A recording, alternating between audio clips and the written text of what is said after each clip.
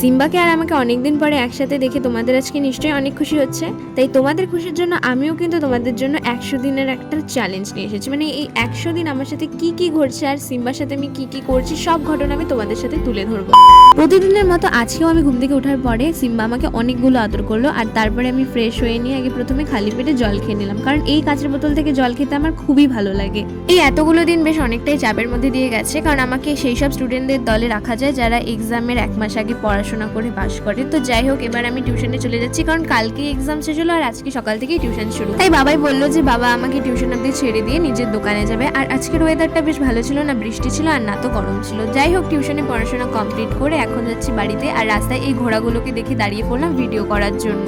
আজকে তো রবিবার, তাই দুপুরের মেনুতে আছে পনির আর ফ্রাইড রাইস, তার সাথে পাঁপড়। আর আমি একটু সিম্বাকে দেখতে ঘরে গিয়েছিলাম, দেখি ও ওর দাদার কাছে শুয়ে শুয়ে আদর খাচ্ছে। মানে আমার ভাই বিছানা থেকে ওইভাবে শুয়ে ওকে আদর করছে, আর ও ওখানে নিচে উল্টো ভাবে শুয়ে আদরের মজা নিচ্ছে। টিউশনে যাওয়ার আগে বলে গিয়েছিলাম যে আমি আজকে পনির রান্না করবো, তাই মা সবকিছু রেডি করে রেখেছিল আর আলাদাভাবে ফ্রাইড রাইসের সমস্ত জিনিস রেডি করে রেখেছিল। এরপর আমি পনির আর ক্যাপসিকাম গুলোকে ভেজে রাখলাম, কারণ ক্যাপসিকামও আজকে দেবো এই পনিরের ঝোলে। আর পনিরটা আমি মগজ আর পোস্ত এইসব দিয়ে করছিলাম। পনিরের ঝোল রান্না করে আমি চলে গিয়েছিলাম স্নান করতে, আর স্নান কমপ্লিট করে আবার রান্নাঘরে চলে এসেছি পাঁপড় ভাজতে। আর আমার না একটা খুব খারাপ অভ্যাস হয়ে গেছে যে আমি ক্যামেরা বা ভিডিও দেখলেই থামস আপ দেখিয়ে দিই। আমার পেছন পেছন আমার ভাইও চলে এসেছে আমাকে হেল্প আর ডিস্টার্ব দুটো করার জন্যই। আর দুপুরের খাওয়া দাওয়া কমপ্লিট করার পরে আমি আর বাবা চলে গিয়েছিলাম ছাদে, কারণ আমাদের দুতলায় কাজ হচ্ছিল সেগুলো দেখার জন্য।